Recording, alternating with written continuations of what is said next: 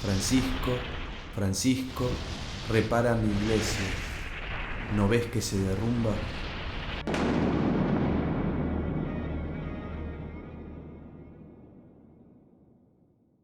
Si hiciéramos una lista tipo top 10 de los santos más populares, seguramente entre los primeros estaría San Francisco de Asís. Un santo de la Edad Media que aún hoy, luego de muchos siglos, sigue cautivando el corazón de muchas personas. Soy el Padre Daniel, les doy la bienvenida a mi canal y los invito a descubrir la apasionante vida de este gran santo.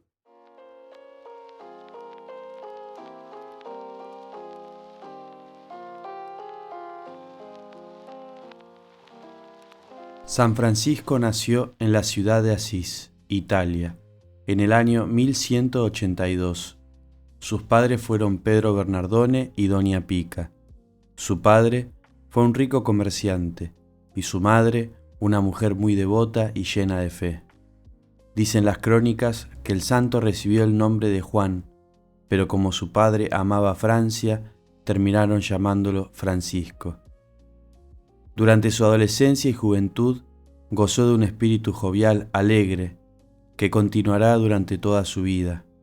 Gustaba de jugar, divertirse, ir a fiestas, pero ojo, era un muchacho recto, de nobles sentimientos, no era un vicioso. Alrededor de los 20 años sucedió que su ciudad entró en guerra con la vecina Perugia. El santo, sin pensarlo, se alistó para su defensa. Resultó capturado y fue hecho prisionero. Luego del encierro, sufrió una dura enfermedad. Estos dos hechos lo sumergieron en una profunda crisis que lo llevó a reflexionar y a ver que la vida previamente vivida ya no llenaba su corazón.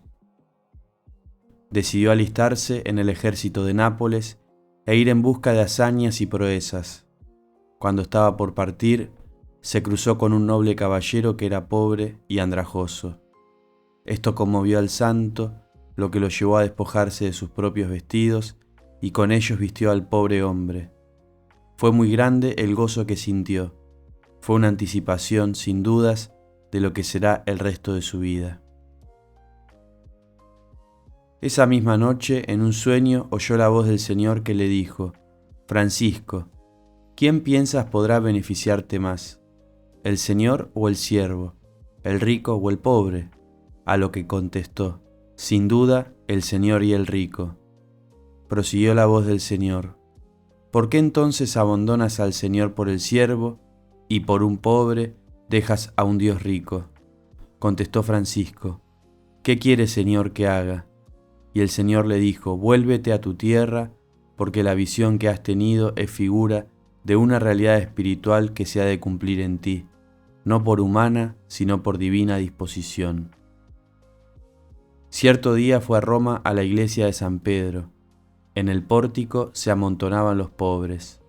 Él les dio sus ricos vestidos, se vistió de andrajosos trapos y se unió con aquellos hombres desgraciados. Desde este momento, San Francisco será el pobrecillo de Asís. Se cuenta también que mientras seguía discerniendo la voluntad de Dios, se encontró con un leproso por el camino, y la visión de su enfermedad provocó en él un gran asco y horror. Pero oyó una voz en el fondo de su alma, se bajó del caballo, se acercó al leproso para darle limosna y lo besó en sus carnes podridas. Al poco tiempo, recibió otra señal de lo que Dios quería para él. Estando rezando frente a un Cristo de la iglesia de San Damián, el Señor le dijo: «Ve, Francisco, repara mi casa que se está cayendo». El santo se puso inmediatamente a reparar la iglesia de San Damián, pero Dios no estaba hablando de la iglesia de piedra, sino de la iglesia espiritual, de la iglesia cuya cabeza es Cristo y nosotros sus miembros, y que adquirió con su sangre. Se produce entonces otro hecho bisagra en la vida del santo, que es la pelea con su padre. San Francisco, para este momento, ya se encuentra viviendo como un pobre más. Su padre no quería saber nada sobre este género de vida que había adoptado su hijo. Estaba totalmente negado a permitir esto. Intentó por muchos medios que se apartara de este camino, lo persiguió, lo encerró, lo hizo azotar, y como no cambiaba lo hizo compadecer ante el obispo para que renunciara a la herencia. No fue necesario que mediaran palabras. El santo se despojó de su ropa, quedando totalmente desnudo, y la arrojó a los pies de su padre con las últimas monedas que le quedaban, y dijo: «Hasta aquí le llamé Padre en la tierra, de aquí en adelante diré seguramente: Padre nuestro que estás en los cielos, en quien he puesto todo mi tesoro y mi esperanza». Ahora Francisco es libre de dedicarse a restaurar la iglesia de San Damián. Viste un tosco sayal y calza sandalias. No solo repara a San Damián, sino que además lo hace en 2 iglesias más. La última, Santa María de los Ángeles, la Porciúncula, porque la declaró mi porción en este mundo. Lugar privilegiado donde fundará la Orden de los Hermanos Menores. En este santuario recibe el mensaje definitivo de su vocación. Era el 24 de febrero, fiesta de San Matías.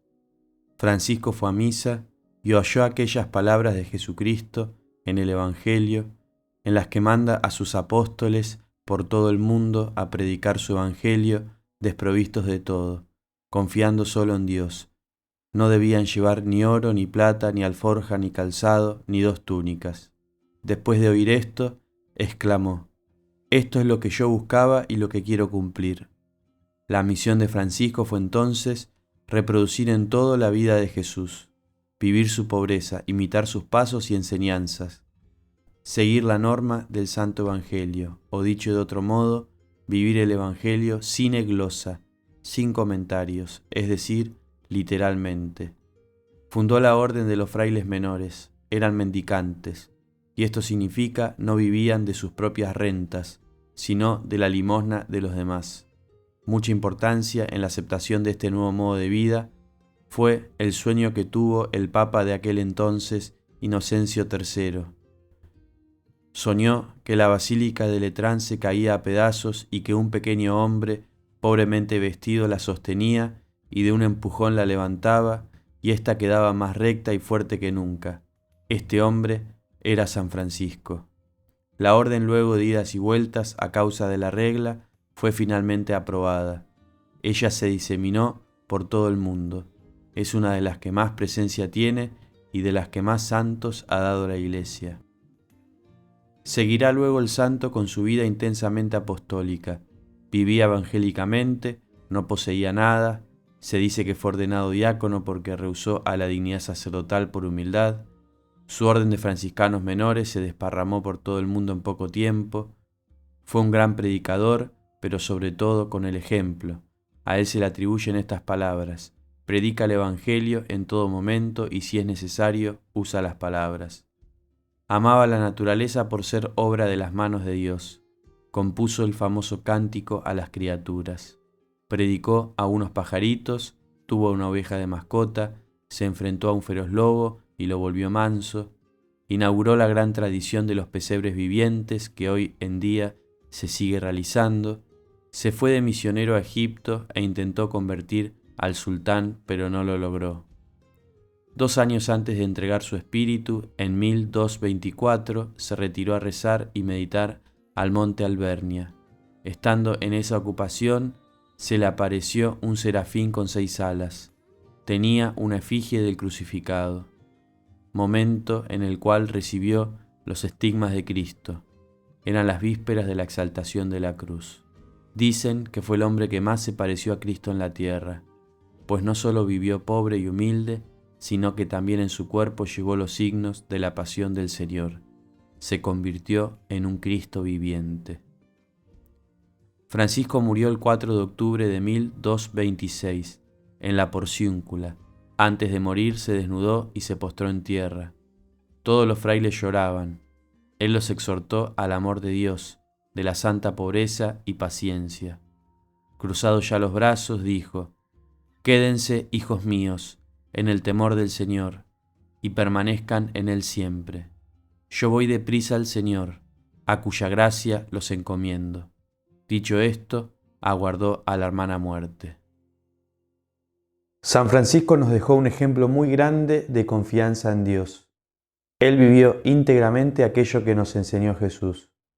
No se inquieten entonces diciendo, ¿qué comeremos, qué beberemos o con qué nos vestiremos?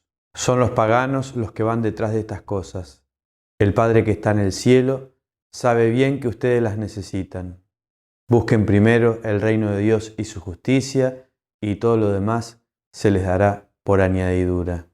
Busquemos entonces ser buenos cristianos, amemos a Dios sobre todas las cosas y al prójimo como a nosotros mismos, vayamos a misa, reconciliémonos con Dios, recemos, vivamos sin pecado, sin odio, sin rencor, que Dios sabe lo que necesitamos. Confiemos en Él, que nos ama y todo lo que necesitemos en esta vida, Él nos lo va a dar. Espero les haya gustado el video, no olviden suscribirse si no lo están, darle un buen like al video, comenten, compártanlo y que Dios los bendiga.